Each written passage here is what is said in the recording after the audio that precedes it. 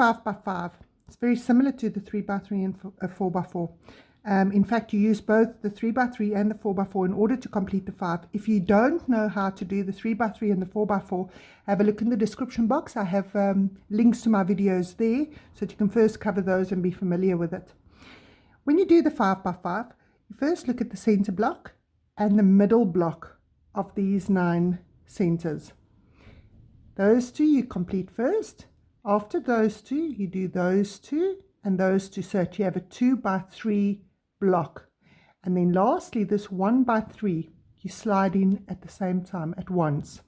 I'll show you how to do that. This is the first video where we will have a look at the centers and complete the centers on this 5 by 5 cube.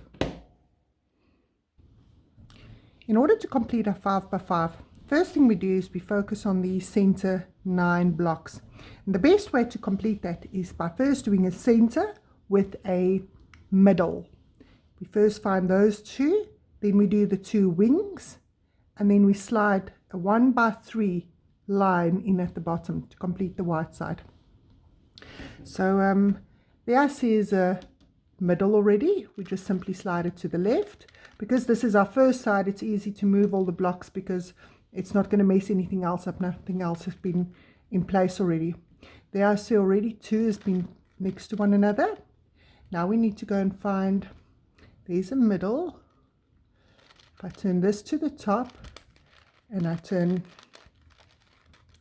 that to the top, slide them together, there they're next to one another.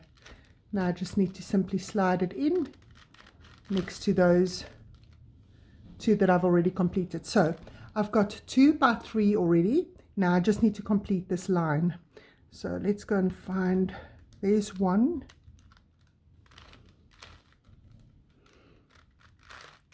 Slide them together.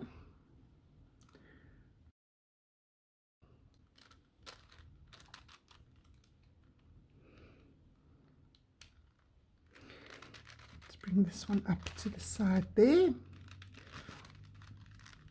Fix the white already. Now we've created our first 3 by 1, and I simply slide it up next to the other. Now that we've already completed our white side, turn the cube around, you look at your yellow side and you see there's already 2 together next on your yellow side. It's your center and your middle. And I see these 2 that is already together, so they can just simply slide in. And we of course just need to remember not to mess up our white. So you slide it into place, turn it and put rubbish on the side so that when you fix your white, you've got those 2 intact. Now what you do is you see there are 4 there and you see there are 2 there. In order to fix it, when you work on your 5 by 5, when you have the front and the top side that need to match up together, if this front side is on my top left side and my top side is on my top left side, when I slide it in, see what happens. It's going to go and lie on the bottom. So in order to avoid this, what you need to do is you need to make sure if it's at the top left on your front side, then your top side needs to be bottom left so that they are close together as they can be, so that when this one comes down and I turn this one around, it's going to go and lie on my bottom. Let me show you. There they slide in together. Now if this, my front side, was on the bottom left, then that would be at my top left in order to slide in together, because you're turning it here 180 degrees, which means that it needs to slide into place. Now we need to go and find our yellows. I see there's a center, there's one. So because my right is on the side and my left is on the side, I can simply have free movement in the middle area where my reds and my blues and my oranges are. And I quickly go and find the last one. There we go. So I've created a line. There's my yellows. just like with my 4x4, I place them all on the left hand side, so I have free movement on your right hand side. You bring that side down, slide it into place in the front and lift it up. So now my yellow side's complete, my white side's complete. Now I can start on the center colors. Here's my red. So 2 reds are already together, it doesn't matter which ones you use. Now let's go and look where the others are. There's 2, I can simply just slide them into place, they will fall into place. Put them on the top left, just by habit, because then I keep my right side open. If I turn this one to the bottom, that one, if I turn it to the side, it can slide in next to it. And then if I turn it to the right, I can simply slide it up. Now I put it on the left hand side so that I can have free movement on this side without affecting anything else. If I move that one up, it goes and lies next to it, nothing else is messed up. And there's my last one. So I'm going to turn this one to the top left corner there, so that one can slide in next to it without affecting my red. And just like with your 4x4, you place this on the left hand side beneath those, bring the right down, spin it 180 degrees and lift it up into place. Now we look at the blue. Here's my blue, 2 blues together already. So that side one or quarter one, if I slide it down next to this middle one and I bring it out of the way, I fix my red, that one can be fixed. Now in order to fix it, these and this need to be close together. My top side need to be at the bottom and this need to be at the top, so that when I turn this around, it goes and slides in next to one another. So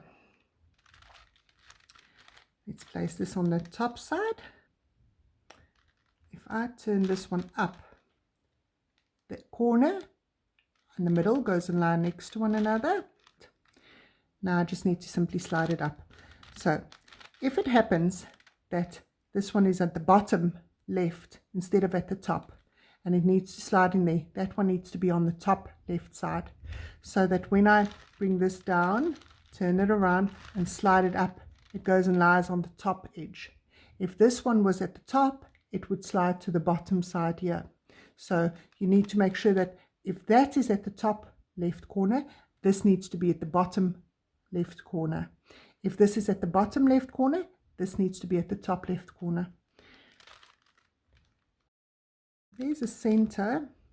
Let's go and fix it there. Fix our red. And that one